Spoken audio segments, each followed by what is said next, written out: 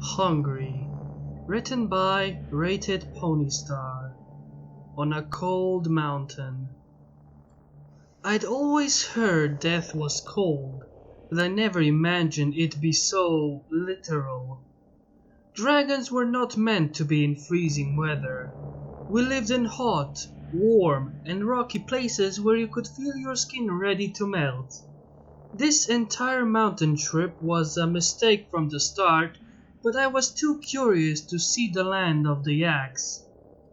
Ever since I attended the School of Friendship, I found myself interested in the other creatures that occupied the world. I was very little when Smolder, the first dragon student, went to Equestria and became one of the world's greatest heroes, but I grew up hearing about her adventures with her famous friends. When Dragon Lord Ember sent out a call for more students to join 2 years ago, I volunteered at once. I wouldn't say I was nervous, dragons don't get nervous, but I wasn't sure how I was going to fit in. I didn't really interact with other dragons, much save for my older brothers and sisters.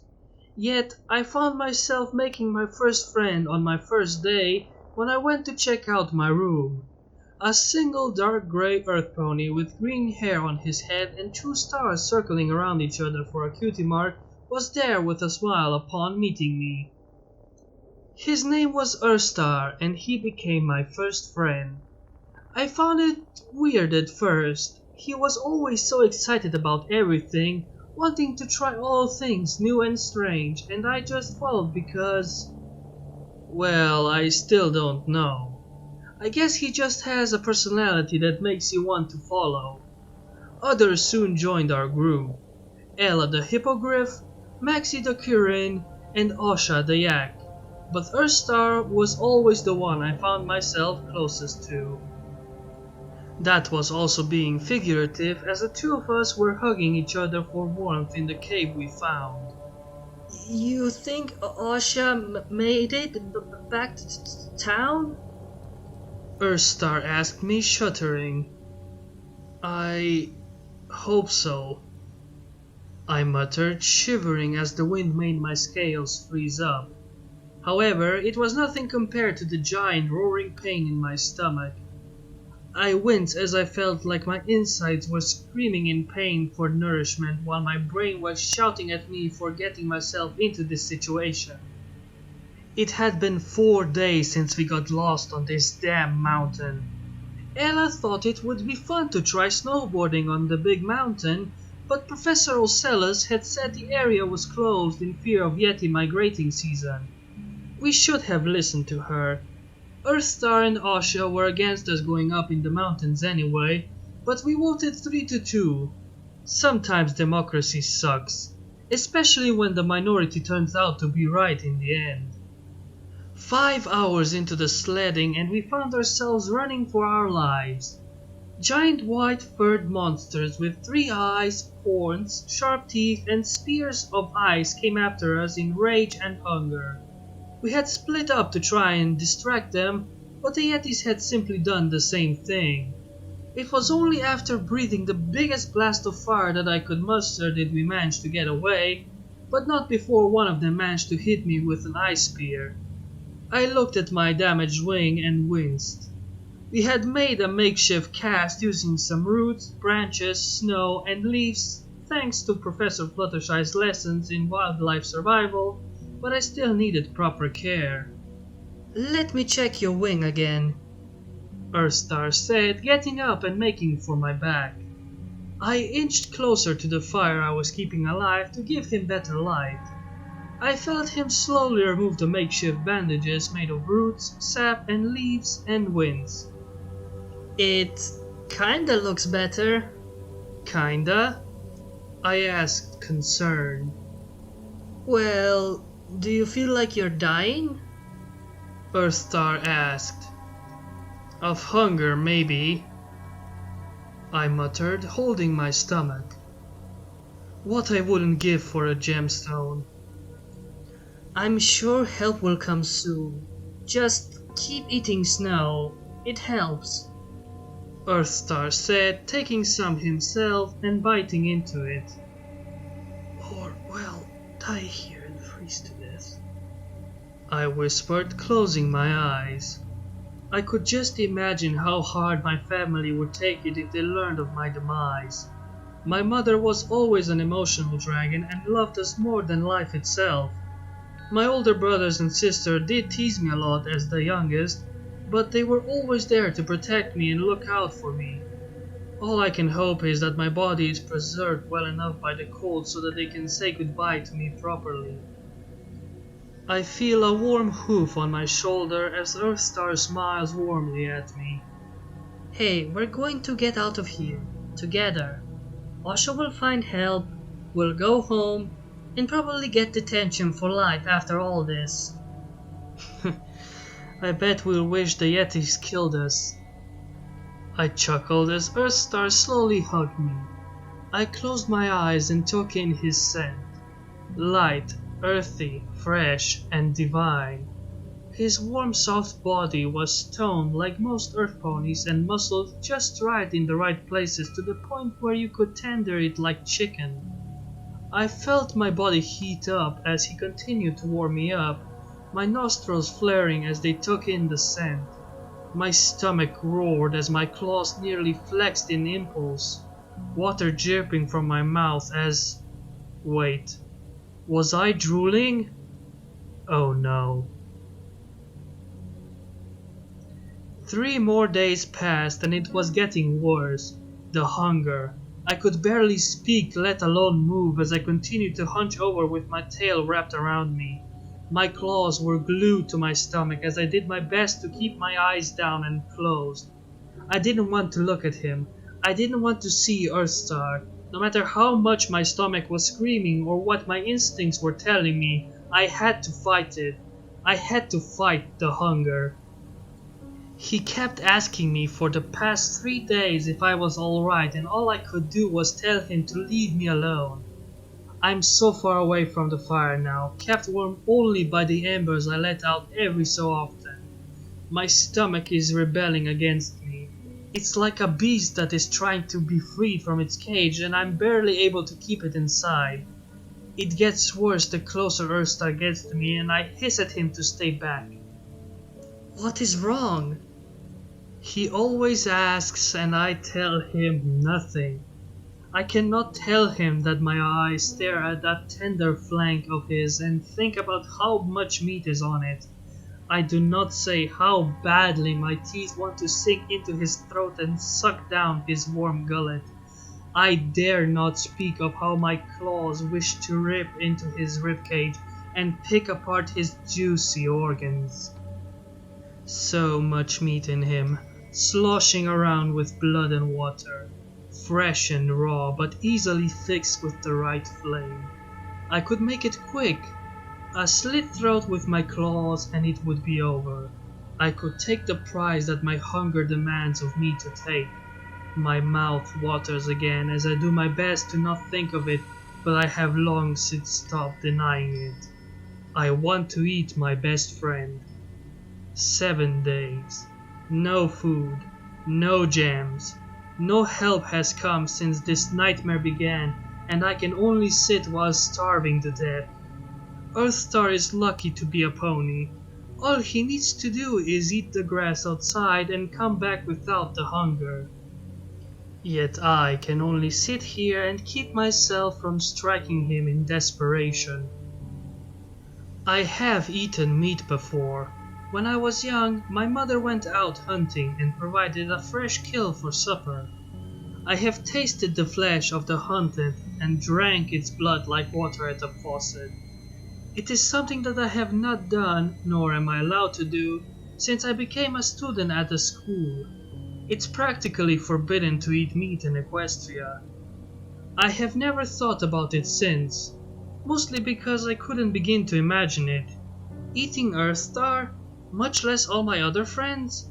Unthinkable, impossible, and yet here I am, fighting that urge, silent, afraid, hungry. The sun has set and it's much colder. I could feel frost beginning to form on the tip of my tail. The fire is so far away from me now. I don't have the strength to unleash even a spark from my flame. I feel no warmth. I feel nothing but the hunger, the unending hunger that is all over me. I scratch to keep myself still, hard enough to break my scales and draw blood. I bite my lips to keep them shut. I wrap my tail around me in a vain effort to keep me still.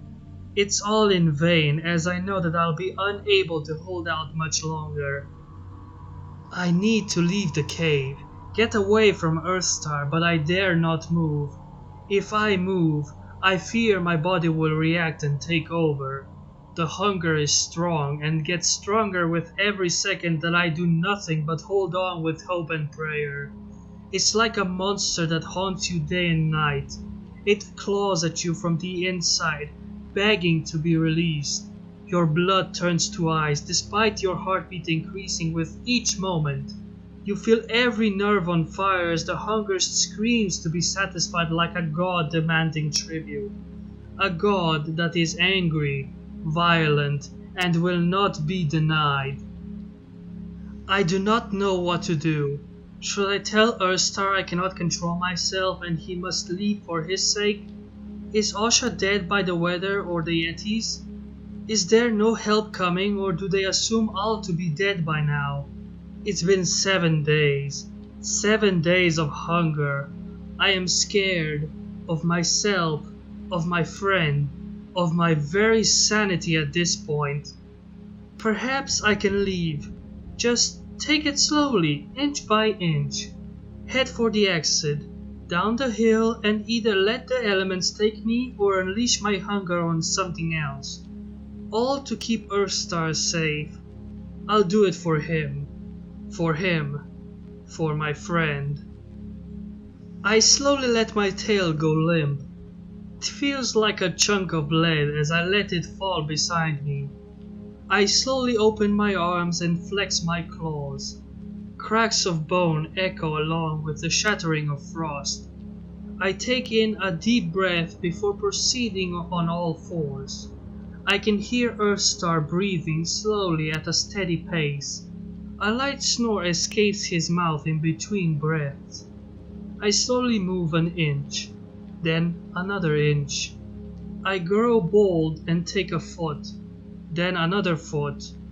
I feel my goal getting closer and closer to me as I move forward in such a slow pace a snail could pass me. I have to be careful. I have to be cautious. I'm there. I'm almost there. That's when I pounce. My jaw goes for the neck. A gasp is heard, but one swift crunch and nothing escapes as I dig further in. I rip the skin in half like torn paper, tasting the sweet juicy flesh that is like manna from heaven. I lick the blood coming out as my throat is warmed by its sweet succulence. I suck before diving in further with my teeth, tasting muscle and bone as I rip and tear further into the neck. My claws are energized and go to work. They sink into the chest, drawing more blood, but begin tearing it apart. Chunks of fresh, juicy meat is in my fingers as I take a moment to shove it into my mouth. I nearly cry at the taste. So fresh and raw, so sweet and tangy, so juicy and tasty. I rip further into the chest for more meat, more food. With energy fueled by my greedy appetite, I put both hands into the center, grunt as hard as I can, and use my strength to open the entire chest in half. The organs are there before me. A still heart, a decaying set of intestines, lungs letting out their final breaths. Treasure, my treasure, it's mine, all mine. I want, I need, it's mine, my food, I hunger, I rip, I tear, I feed, I eat, I devour, all mine. I slowly opened my eyes as I licked my jaws. 2 days and I was out of food again. Earthstar was a good friend, a very good friend and a good meal. I slowly removed myself from the bed of bones I made for myself and wondered what I was going to do now. I had no food again and it was clear that after 10 days that no help was coming. Perhaps Asha was dead from the cold. Maybe they think we're all dead. I had the strength to try and make it to the village, but did I want to? I have eaten my best friend, and yet instead of guilt and shame, all I can think about was the taste. The fresh and wonderful taste of a live being in my jaws. The power in my talons and the freedom it provided. I shed a few tears, but then my desire for more came. I took in every scrap of flesh and muscle I could find before there was nothing but the barest of bones. How was it that dragons just survive mostly by eating gems? Why didn't we eat meat more when it was so good, so powering, so delicious? If they found what I have done, it would be such a blow to the relationship between dragons and ponies. Not to mention the trouble I would be in. No being dead was best for now. Besides, a dragon always adapts to their surroundings. I had a cave to live in. I'm sure there were gems to hoard around. And Asha did say yaks come around here daily when Yeti season wasn't happening. Meaning a lot more fresh delicacies to feast on. Yes, this would do nicely. I could work with this. I stepped outside to relieve myself of last night's dinner when I heard a cry of joy. I turned around and gasped in surprise as a name escaped my lips. Ella! With tears in her eyes, the pink hippogriff wrapped her arms around me and hugged me. Despite her cold and battered condition, she smelled so heavenly, divine, like a combination of chicken and fish. She was a bit thin, most likely hadn't eaten for a while, but I could tell she was still plump in her rear end. I could feel her tears dripping down my shoulder while my mouth watered upon my nose, catching her beautiful scent. I patted her back and held her close. It's okay, you're safe. I took her by the shoulders and asked, Where's Maxie? They... Yetis. She started to tear up. I just flew. I could hear his screams. Oh, Maxie. Shh, I whispered, hugging her again. You're safe now, I promise. Nothing is going to hurt you. Where's Earthstar and Asha? She asked, wiping her tears. Asha went to get help, but that was days ago. I don't know where she is, I said before lowering my head. Earthstar is gone, devoured. Not a lie, just I didn't say who it was. Then we might be the only ones left. Ella whispered, closing her eyes. Let's head to the cave I was in, I said, guiding her towards the direction of my new home. You can take a nice long rest. We got closer as my stomach gurgled, spooking her, to which I gave a nervous laugh. Sorry, I'm just a little hungry. But I wasn't going to be soon. And here you have it. Second upload on the second day, and I hope to keep this train a-moving. Now for some news, for those who even care about the news. The channel is going to continue this kind of upload schedule. Probably gonna try daily uploads, or uploads like every 2 days if I can manage, since the YouTube algorithm is grinding me into the dust. I'll try not to get burnout, but at this point, I'm just gonna keep this as a hobby. Please like, subscribe, share this with your friends. Maybe join my Discord if any of you want to come there. I will be posting updates, and you can also come and flick me and make me go and do stuff if I don't upload for a week or something. I would appreciate it because I can get really unmotivated, but reading your comments is nice. On the first video I posted, I got like 50 something views by now, and I love it. I answer to all the comments. I'm probably gonna do the same to this video. And as for the other projects on this channel, Distorted Fate is going to continue. I am just reading over or listening over the story again to get a feel for what was happening in the story, as well as get a feel for the voices, so that I can recreate them, because all of my previous notes were lost when my computer died. But I should be back on that in no time. Then we also have The Moon in the Dark, for those of you that care. That is also going to be continuing. And I might do some new art for the thumbnails for my stories, because again they got lost. I'm gonna have to recreate them.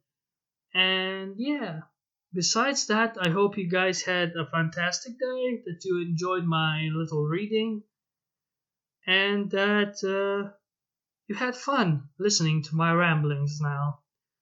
For now, this has been Spore Harvest. You have listened to this story, and I hope to see you guys in the next video, which will probably be tomorrow or the day after. It's gonna get busy, but I promise I will at least try to pump out one video a week. At least. That's the minimum. Anything more is just a bonus for you guys. So yeah. I hope you enjoyed, and bye. I fucking said goodbye like 3 times. I really need to stop doing that. Well, here's another one. Goodbye!